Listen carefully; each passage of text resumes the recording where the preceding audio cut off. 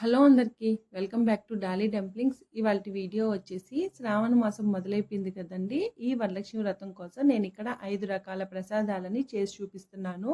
మీరు కూడా ఈ వరలక్ష్మి వ్రతానికి ఈ 5 రకాల ప్రసాదాలని తప్పకుండా ట్రై చేసేయండి. అలాగే ఈ ప్రసాదాలు చేసుకోవడానికి ఎక్కువ టైం పడదండి. చాలా సింపుల్గా హాఫ్ అన్ అవర్లో ఈ ప్రసాదాలన్నీ రెడీ చేసేసుకోవచ్చు. నేను ఇక్కడ దద్దోజనము, అలాగే చింతపండు పులిహోర, రవ్వ కేసరి, మినపగారెలు, పచ్చిశనగపప్పు సేమియా పాయసాన్ని చూపిస్తున్నానండి. మొదటి నైవేద్యంగా దద్దోజనాన్ని ఎలా ప్రిపేర్ చేసుకోవాలో చూసేద్దాము. దీనికోసం ముందుగా ఒక మిక్సింగ్ బౌల్ని తీసుకొని ఇందులో 1 కప్పు ఉడికించిన రైస్ని వేసుకొని ఈ రైస్ని బాగా మెత్తగా మ్యాష్ చేసుకోవాలండి.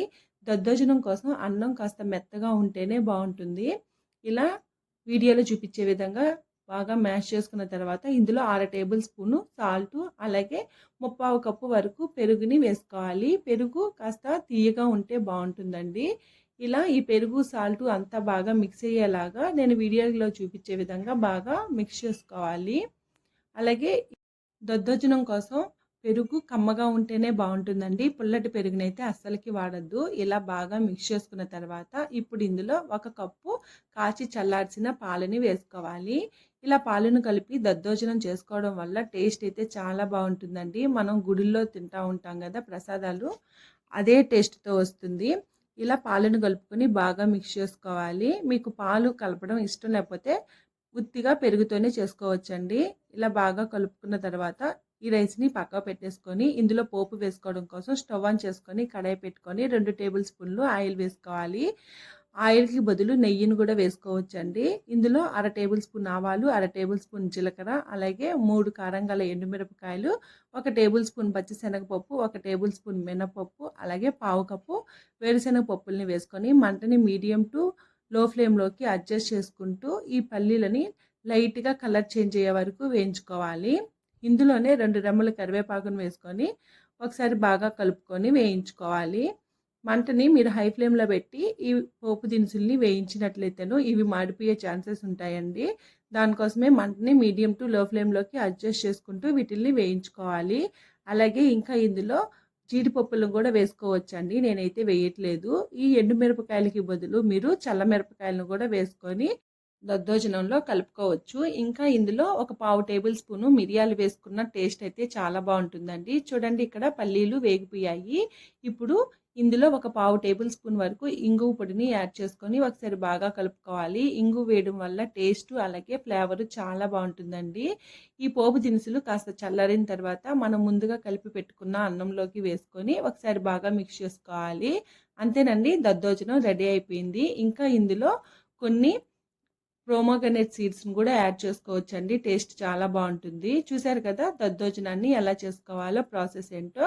ఇప్పుడు రెండవ ప్రసాదం చింతపండు పులిహోరని ఎలా చేసుకోవాలో చూసేద్దాము. దీనికోసం నేను ఇక్కడ 1/4 కేజీ రైస్ని ఉడికించి తీసుకున్నానండి. ఈ అన్నాన్ని ఏదైనా వెడల్పుగా ఉన్న ప్లేట్లో వేసుకొని అన్నాన్ని బాగా చల్లార్చుకోవాలి. ఈ చింతపండు పులిహోరకి అన్నం బాగా చల్లగా అవ్వాలండి, లేదంటే పులిహోర అనేది పాడైపోయే ఛాన్సెస్ ఉంటుంది. చూడండి ఇక్కడ మధ్య మధ్యలో కలుపుతూ రైస్ని చల్లార్చుకోవాలి.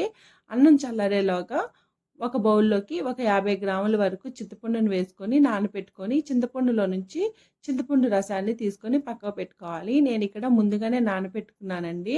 ఇలా చింతపండు గుజ్జుని వడగట్టుకొని ఒక గిన్నెలోకి తీసుకోవాలి. ఇప్పుడు ఈ రసాన్ని పక్కకు పెట్టేసుకొని చల్లార్చిన అన్నంలోకి 1 టేబుల్ స్పూన్ వరకు పసుపు వేసుకొని చేత్తో ఈ పసుపు అన్నానికి పట్టేలాగా బాగా కలుపుకోవాలి. అలాగే అన్నం గడ్డలు లేకుండా చూసుకోవాలండి. ఇప్పుడు స్టవ్ ఆన్ చేసుకొని కడాయి పెట్టుకొని మనం ముందుగా తీసి పెట్టుకున్న చింతపండు గుజ్జుని వేసుకోవాలి.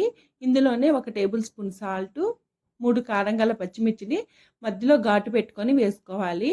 ఇందులోనే 2 రెమ్మల కరివేపాకును వేసుకొని మంటని మీడియం టు హై ఫ్లేమ్లోకి అడ్జస్ట్ చేసుకుంటూ ఈ చింతపండు గుజ్జు బాగా దగ్గరగా అయ్యే వరకు ఉడికించుకోవాలండి.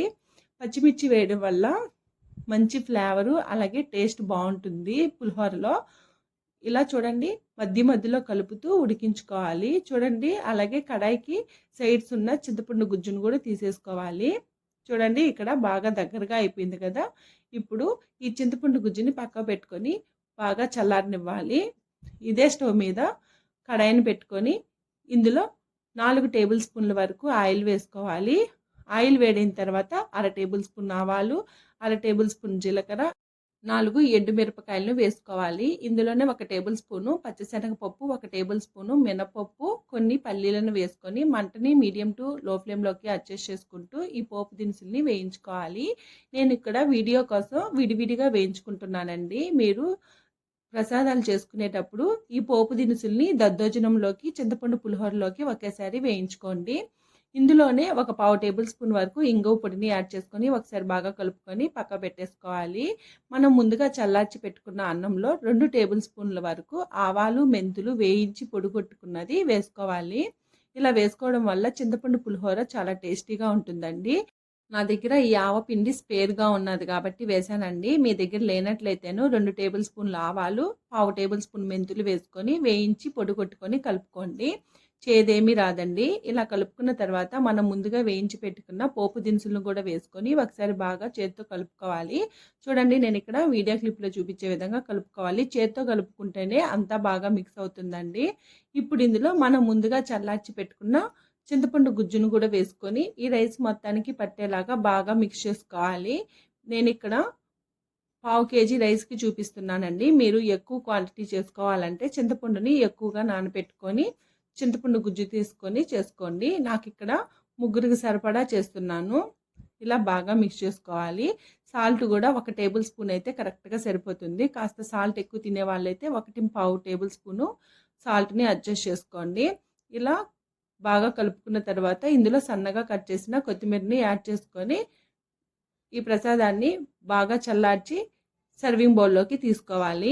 అంతేనండి, చింతపండు పులిహోరని ఎలా చేసుకోవాలో చూసేశారు కదా. టేస్ట్ కూడా చాలా బాగుంటుందండి.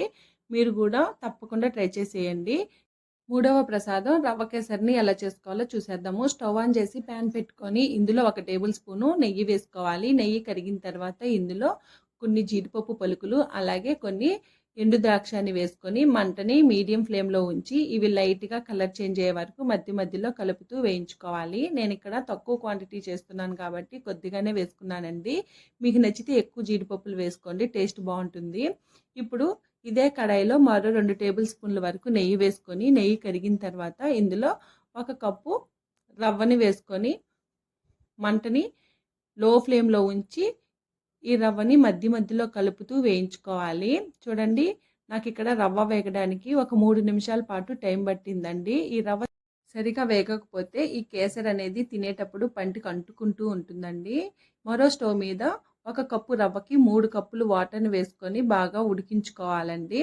చూడండి మధ్యలో రవ్వని కలుపుతూ రవ్వలో నుంచి ఒక మంచి సువాసన వచ్చే వరకు వేయించుకోవాలి. అలాగే రవ్వ కూడా లైట్గా కలర్ షేడ్ అవుతుందండి. ఇలా కలర్ షేడ్ అయిన తర్వాత మనం ముందుగా వాటర్ని బాయిల్ చేసి పెట్టుకున్నాం కదా, ఆ వాటర్ మొత్తాన్ని వేసుకొని ఉండలేమీ లేకుండా మంటని మీడియం ఫ్లేమ్లో ఉంచి బాగా మిక్స్ చేసుకోవాలి. చూడండి మంటని మీడియం టు లో ఫ్లేమ్లోకి అడ్జస్ట్ చేసుకుంటూ ఉండలు లేకుండా కలుపుకోవాలండి. ఈ రవ్వ బాగా దగ్గరగా అయిన తర్వాత ఇప్పుడు ఇందులో 1 కప్పు రవ్వకి 1.5 కప్పు వరకు షుగర్ని వేసుకోవాలి. నేను ఇక్కడ రవ్వ కేసరి కోసం వేడి నీళ్ళని యూజ్ చేశాను కదండి. మీరు వేడి నీళ్ళకి బదులు పాలను కూడా యూజ్ చేసుకోవచ్చు. లేదా ఒక 2 కప్పులు వేడి నీళ్ళు అయితే 1 కప్పు పాలను కూడా వేసుకొని రవ్వ కేసరి చేసుకోవచ్చు. టేస్ట్ కూడా చాలా బాగుంటుందండి.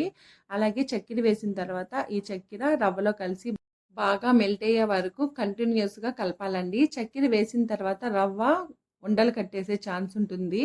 దానికోసమే చక్కగా కంటిన్యూస్గా కలుపుకోవాలి. చూడండి ఇలా బాగా కలుపుకున్న తర్వాత ఇందులో 1 టేబుల్ స్పూను నెయ్యిని వేసుకొని ఒకసారి బాగా మిక్స్ చేసుకోండి. అలాగే రవ్వ కేసరి మంచి కలర్ కోసం పావు టేబుల్ స్పూన్ వరకు కేసరి రంగుని వేసుకోండి. ఈ రంగు అనేది ఆప్షనల్ అండి. మీకు రంగు అవసరం లేదన్నట్లయితేను స్కిప్ చేసేయండి. చూడండి ఈ రంగు మొత్తం ఈ రవ్వలో కలిసేలాగా కంటిన్యూస్గా కలుపుకోవాలి. చూడండి రవ్వ కేసరి కూడా కన్సిస్టెన్సీ అనేది రెడీ అయిపోయింది. ఇప్పుడు ఇందులో 1 టేబుల్ స్పూను ఇలాచీ పౌడర్ని యాడ్ చేసుకోవాలి. ఇలాచీ పౌడర్ని వేసుకోవడం వల్ల రవ్వ కేసరి మంచి ఫ్లేవర్ని ఇస్తుందండి. ఇలా కలుపుకొని ఇప్పుడు ఇందులో మరో 2 టేబుల్ స్పూన్ల వరకు నెయ్యిని వేసుకోవాలి. నెయ్యిని ఎక్కువ వేసుకొని రవ్వ కేసరి చేసుకుంటే టేస్ట్ చాలా బాగుంటుందండి. ఇందులోనే మనం ముందుగా వేయించి పెట్టుకున్న జీడిపప్పు కిస్మిస్ని కూడా వేసుకొని బాగా కలుపుకోవాలి. అంతేనండి, రవ్వ కేసరి రెడీ అయిపోయింది. ఈ రవ్వ కేసరిని ఈజీగా చేసేసుకోవచ్చండి. మనం చక్కెర వేసిన తర్వాత ఉండలు కట్టే ఛాన్స్ ఉంటుంది కాబట్టి కంటిన్యూయస్‌గా కలుపుకుంటే రవ్వ కేసరి అనేది ఎవరైనా సరే పర్ఫెక్ట్‌గా చేసేయొచ్చు. చూడండి ఇక్కడ రవ్వ కేసరి కన్సిస్టెన్సీ కూడా రెడీ అయిపోయింది కదా! దీన్ని సర్వింగ్ బౌల్‌లోకి తీసుకోవడమే. లేదా ఏదైనా ప్లేట్‌లో తీసుకొని కాస్త చల్లారిన తర్వాత ఈ కేసరిని చిన్న చిన్న పీసెస్‌గా కూడా కట్ చేసుకోవచ్చు. చూసారు కదా! రవ్వ కేసరిని ఎలా చేసుకోవాలో ప్రాసెస్ ఏందో. ఇప్పుడు 4వ ప్రసాదంగా మినప వడల్ని ఎలా చేసుకోవాలో ప్రాసెస్ చూసేద్దాము. దీనికోసం ముందుగా నేనిక్కడ ఈ కప్పుతో 1 కప్పు మినపప్పుని తీసుకొని వాటర్ పోసుకొని శుభ్రంగా వాష్ చేసుకొని ఒక 5 గంటల సేపు నానబెట్టి తీసుకున్నాను. చూడండి ఇక్కడ 5 గంటల తర్వాత నానిన తర్వాత చూపిస్తున్నాను. ఇప్పుడు ఒక మిక్సీ జార్‌ని తీసుకొని మనం నానబెట్టుకున్న మినపప్పుని వేసుకొని ఇందులో కొద్దిగా వాటర్‌ని యాడ్ చేసి మూత పెట్టుకొని మెత్తగా మిక్సీ పట్టుకోవాలి. అలాగే ఇందులో 1 టేబుల్ స్పూను సాల్ట్‌ని కూడా వేసుకోవాలండి. చూడండి మెత్తగా మిక్సీ పట్టుకోవాలి. ఈ కన్సిస్టెన్సీ లాగా ఇంత స్మూత్‌గా మిక్సీ పట్టుకోవాలండి.